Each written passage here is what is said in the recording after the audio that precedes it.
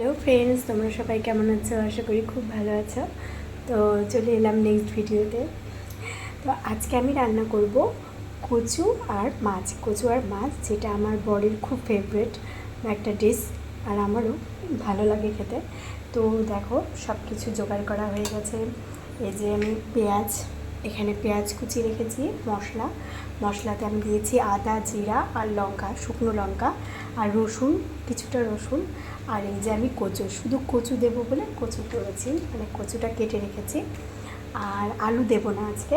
আর এই যে মাছগুলো আমি ভেঙে নিয়েছি আগেই, যে ভাজার সময় আমি ভেঙে নিলাম মাছটা, যে রান্না করব।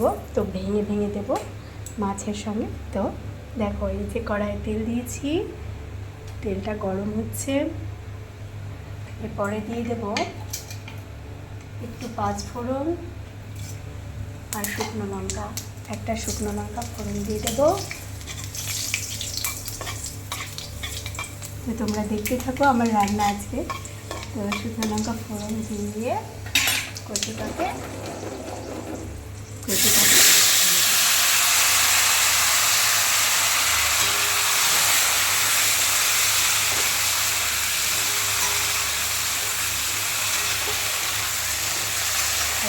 নাড়িয়ে চাড়িয়ে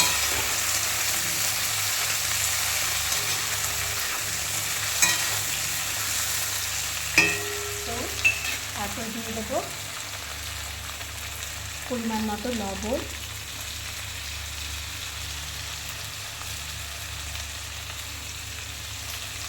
আর দিয়ে দেবো হলুদ,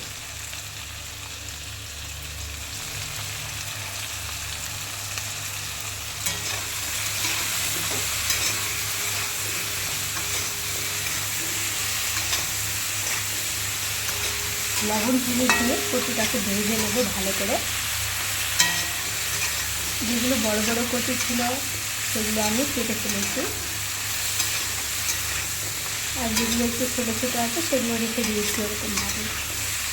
তো হালকা ভাজা করে নেব। তো 5 মিনিট ধরে ভেজে নিলাম। ভেজে এখন কচুটা সিদ্ধ হওয়ার জন্য পরিমাণ মতো দিয়ে দেবো জল।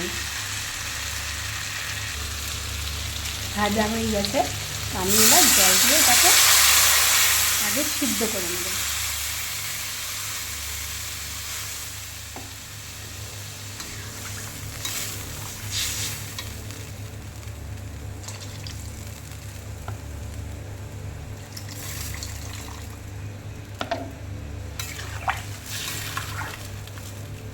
এটাকে আগে সিদ্ধ করে নেব। ঢাকনা দিয়ে ঢেকে দেবো, তাহলে তাড়াতাড়ি সিদ্ধ হবে। একটু পর একটু নাড়িয়ে দিতে হবে, যাতে সব কচুগুলোই ভালোভাবে সিদ্ধ হয়।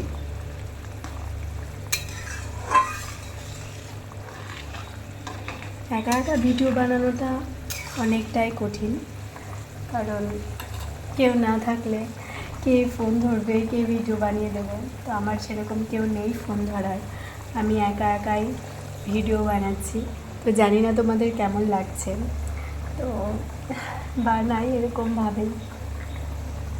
অবশ্যই আমার পাশে থেকো, সঙ্গে থেকো।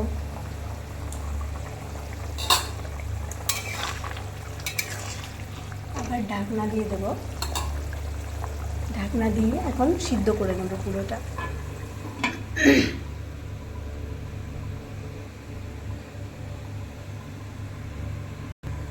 এখন ঢাকনাটা উঠিয়ে দেখবো, মোটামুটি সিদ্ধ হয়েই গেছে। দেখো ঘন হয়ে এসছে, মোটামুটি সিদ্ধ হয়েই গেছে। এই যে, তো আমি যেহেতু এটা পুরোটাকে আমি সিদ্ধর মতো করবো না, হালকা একটু শক্তই রাখবো, যাতে ভাত দিয়ে মেখে খাওয়া যায়। তো এটা গললে পুরোটাকেই গলানো যাবে, কিন্তু করবো না ওরকম। তো আজকে আলাদাভাবে করবো, স্পেশালভাবে। দেখো মোটামুটি সিদ্ধ হয়ে গেছে। এবার এটা একটু একটা গামলাতে আমি ঢেলে নেব। সিদ্ধ হয়ে গেছে, এবার আমি এটা গামলার মধ্যে ঢেলে নেব।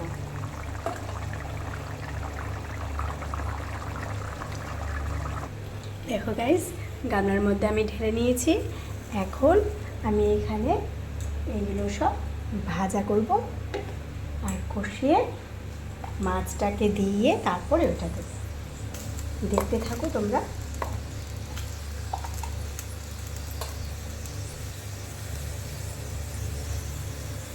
কড়াই গরম হয়ে গেছে, এখন আমি দিয়ে দেবো পরিমাণ মতো তেল। হালকা করে তেল দেব।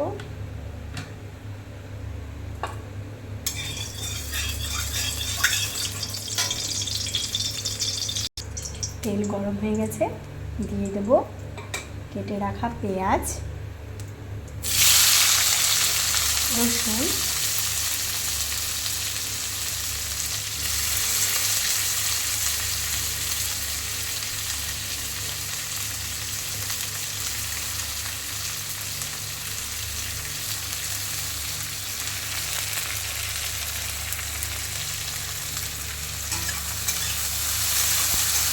এটাকে ভেজে নেব।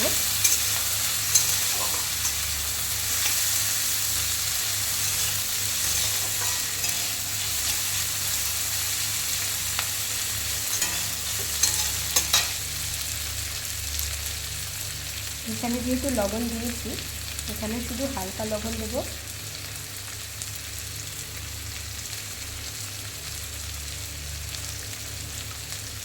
হালকা হলুদ দেব।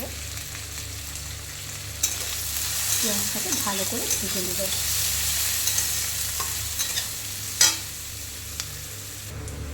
পেঁয়াজগুলো লাল লাল করে ভেজে নেওয়ার পর দিয়ে দেবো আমি করে রাখা মশলা। মশলার বাটিতে মশলাগুলো কিছুটা লেগেছিল, তাতে আমি জল ঢেলে ভালোটা। আমার ছেলেও শুয়ে আছে, মশলাটা এখন ভালোভাবে ভাজা যাবে না, তার জন্য কষিয়ে নেব।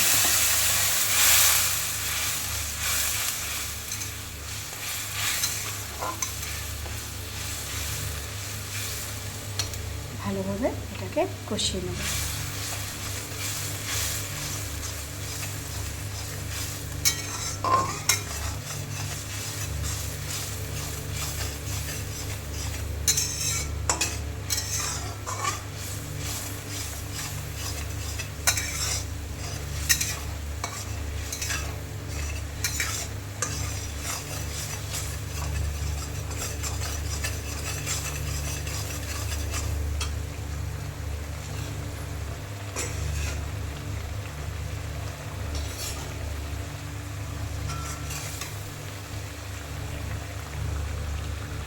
ভালোভাবে মশলাটাকে কষিয়ে নেব।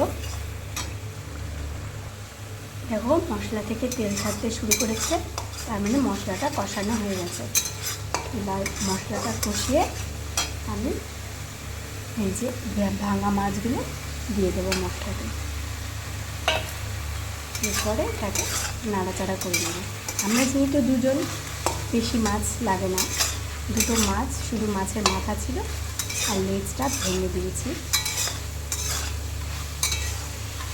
কিছুক্ষণ নাড়াচাড়া করে আমাদের সিদ্ধ করে রাখা কচুটা এর মধ্যে দিয়ে দেবো। বেশ ভালো কষানো হয়ে গেছে।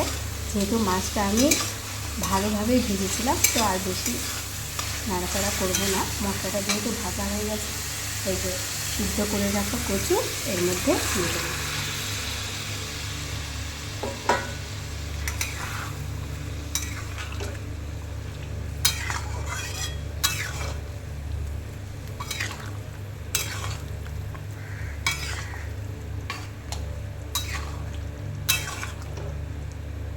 হালকা একটু জল দিয়ে দেবো, কাঁচা জল দিয়ে দেবো।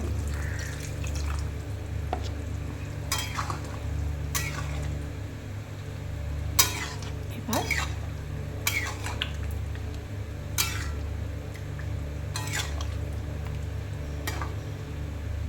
এইভাবে রান্না করলে কিন্তু খুব টেস্টি হয়। অন্যভাবেও রান্না করা যায়, তবে স্পেশালভাবে রান্না করলে কচু এইভাবে রান্না করবে তোমরাও, খুব ভালো লাগবে খেতে।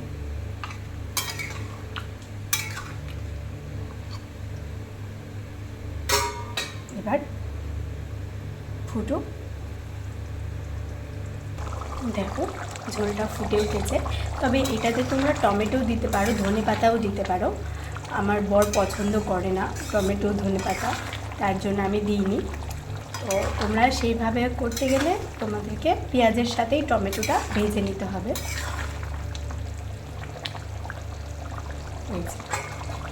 ফুটে গেছে, আমি বেশি করবো না কারণ কচুটা অনেকটাই সিদ্ধ হয়ে গেছে। গরম মশলা গুঁড়ো ছিল, গরম মশলা গুঁড়ো হালকা করে দিয়ে দেবো।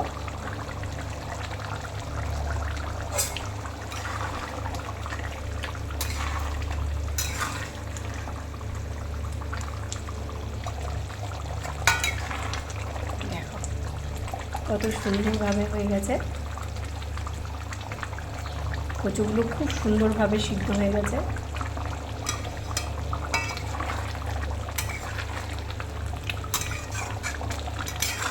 তো অবশ্যই তোমরা বাড়িতে এইভাবে চেষ্টা করো বা করো তোমরা,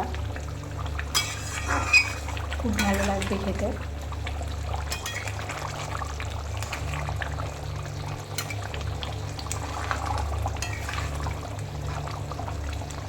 হয়ে গেছে।